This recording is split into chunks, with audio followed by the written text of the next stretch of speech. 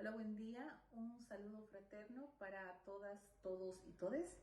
Un agradecimiento a Anaí y a Inés por esta invitación. Soy Silvia del Arcón. Vamos a hablar de la educación productiva en Bolivia. Primero, habría que mencionar su antecedente, que es la escuela Ayllu de Huarizata, una escuela que se implementó en el altiplano paceño el año 1931 del siglo pasado. Duró 7 años y tiene mucha importancia en la historia de Bolivia y en la historia de la educación productiva en general por algunas razones puntuales. Primero, Huarizata fue un espacio en el que se logró la articulación de la comunidad educativa con la comunidad en general. ¿Cómo se logra esa articulación? A través justamente del trabajo. Es una construcción de comunidad en la medida en que la escuela se convierte en un espacio laborioso donde se integran conocimientos culturales, se integra voluntad colectiva, formas organizativas propias, es decir, se articula producción, cultura, economía y el resultado es el fortalecimiento de la comunidad. Es un proyecto político, además, de liberación del mundo indígena y por eso es tan importante. Con esto dicho, vamos ahora a la ley. La ley fue aprobada en 2010. Es una ley que tiene en su núcleo la recuperación justamente de esta experiencia de Huarizata y por eso el modelo de la ley Abelino Siñani y Lizardo Pérez es el modelo sociocomunitario productivo.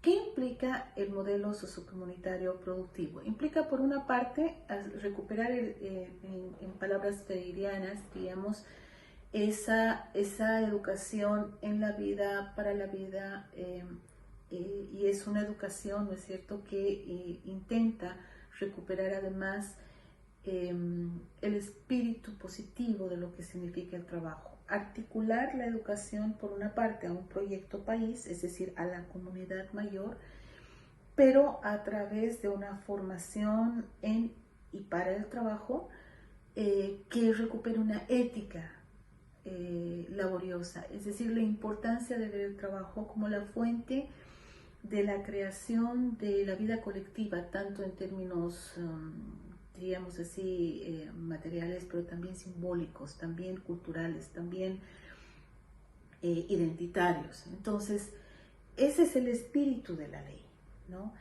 ¿Qué significa articularnos a la comunidad global? Recuperar justamente el criterio de que la educación debe estar vinculada al proyecto país. Y el proyecto país implica dos proyectos específicos o dos líneas específicas. La búsqueda de la soberanía alimentaria y segundo, el cambio de la matriz energética. Entonces, como saben ustedes, Bolivia está persiguiendo el proyecto de vender energía. Entonces, en esa idea, digamos que todas las iniciativas tendrían que estar orientadas a estas dos líneas, ¿no?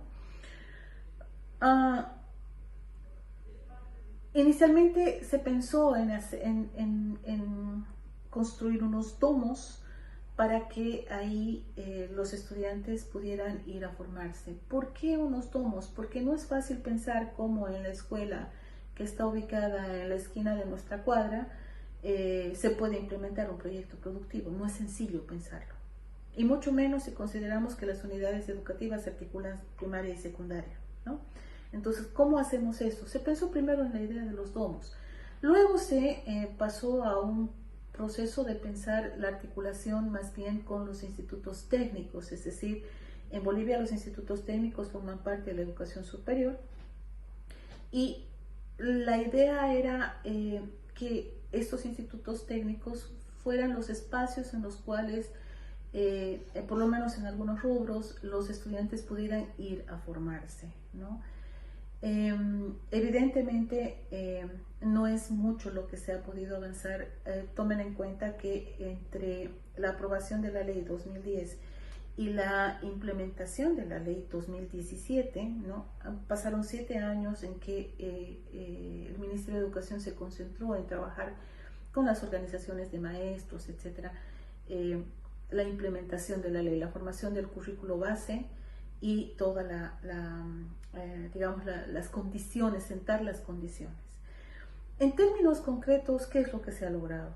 Se ha logrado, por una parte, formar al profesorado en una visión que intenta articular descolonización, interculturalidad y noción productiva. ¿Cuánto se ha logrado? Eso es una cuestión que hay que evaluar. No se ha evaluado todavía el Profocom. Pero la idea ha sido formar primero a los maestros en esta nueva visión, porque si el maestro no sabe lo que tiene que hacer, ¿cómo lo va a hacer?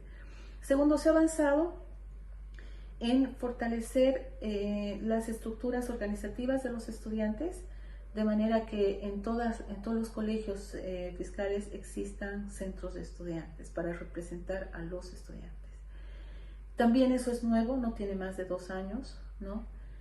Y tercero, diría yo, ha habido un tránsito de las direcciones de querer ir viendo cómo en el espacio concreto que tienen pueden ir ayudando a los estudiantes a avanzar en estos proyectos productivos. Creo que esos son los 3 grandes elementos.